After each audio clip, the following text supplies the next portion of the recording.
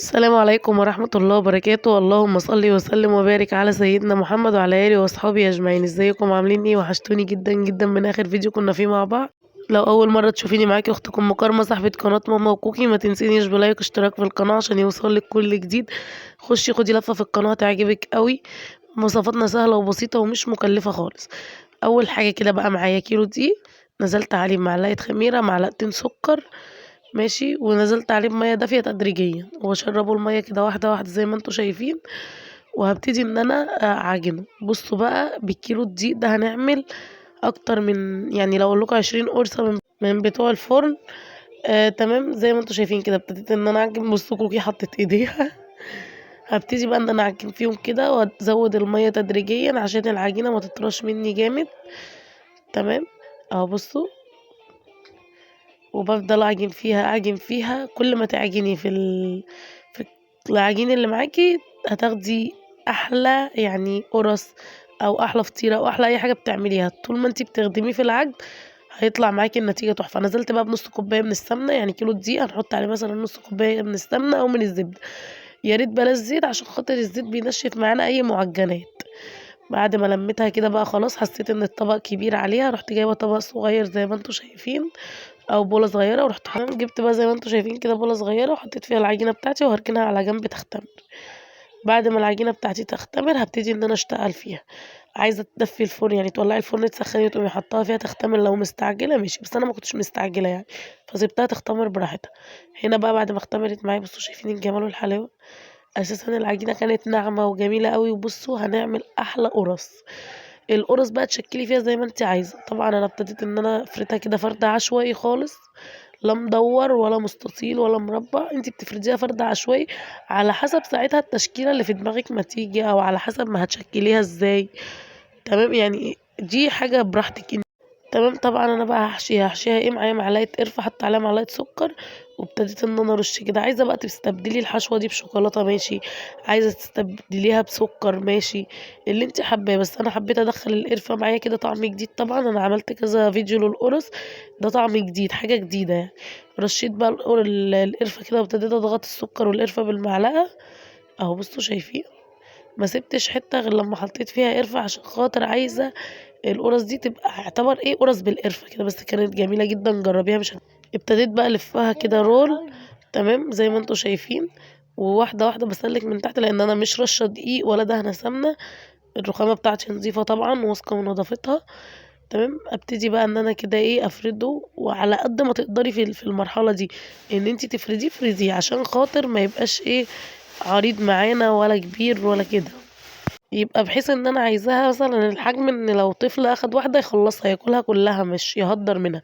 بُصّوا بقى باورّيها لكم، شايفين مورقة وجميلة إزاي والحشوة بسيطة والحشوة بسيطة ومش مكلفة وطعمها حلو، بألف هنا وشفا ليهم طبعًا. لازم توحّدي إيدِك في التقطيع، أنا الحمد لله ما وحّدتش إيدي خالص، بس والله كانت جميلة جدًا وطعمها حلو أوي، بألف هنا وشفا للي كان ليه نصيب يعني ياكل حاجة منها. بُصّوا شايفين بقى الجمال والحلاوة؟ طبعًا هنا أنا كنت هاغلط غلطة بس الحمد لله يعني لاحظتها، هتشوفوها معايا دلوقتي أهوّة بُصّوا.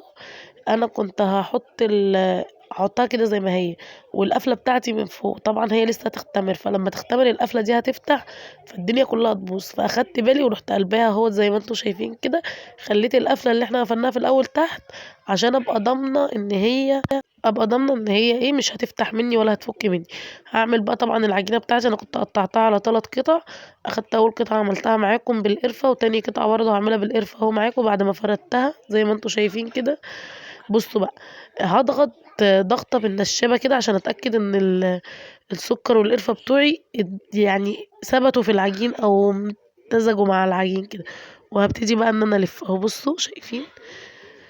زي ما أنتم شايفين كده بالضبط. ما تنسينيش بقى بلايك واشتراك في القناة، القناة لسه جديدة تكبر بيكم وليكم إن شاء الله بإذن الله.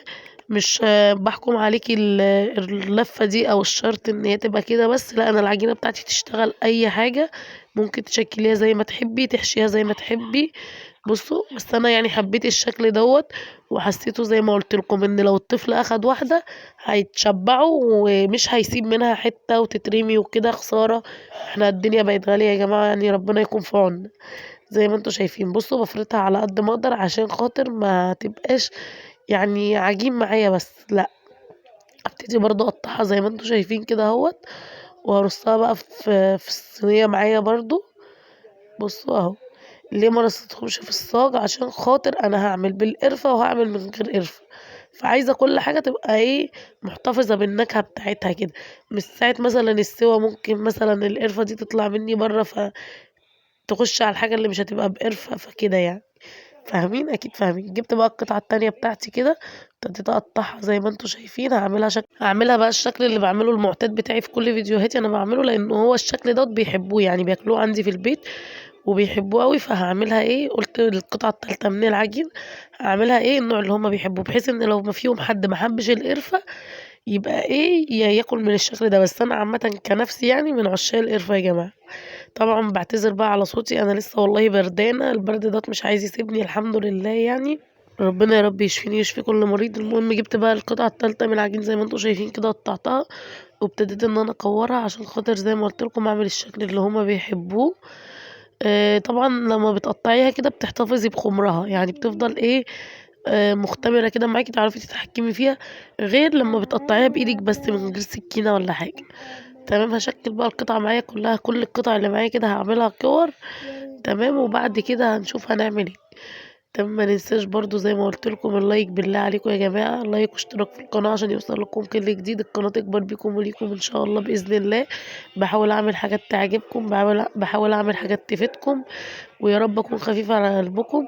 زي ما أنتم شايفين كده قطّعت معايا كل العجين، وبعد كده هابتدي بقى إن أنا هاحشي العجين دوّة سُكّر، زي ما هُم ما بيحبوه عندي. وهاعمل برضه كام واحدة كده سادة، السادة دُولة بقى اللي هو أنا كنت خلاص ومستعجلة وعايزة أخلّص، فكسّلت إن أنا أحشيهم بصراحة يعني. جِبت بقى الصينية بتاعتي ودهنتها سمنة أهوّة أو زبدة، طبعًا زي ما قُلت لكم المعجنات بلاش فيها زيوت عشان خاطر بتنشّفها، الزيوت بتنشّفها.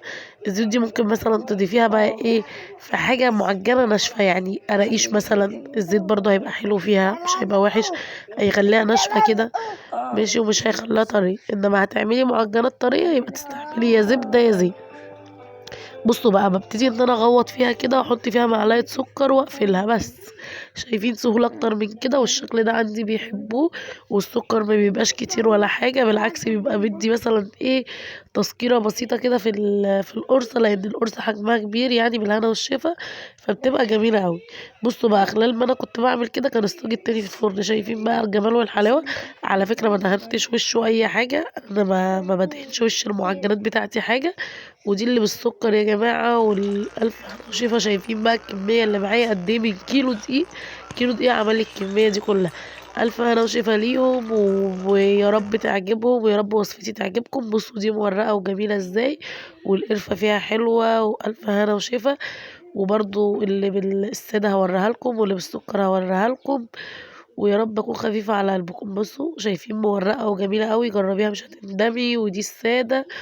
واستودعكم في الله الذي لا تضيع ودائعه. مع السلامة.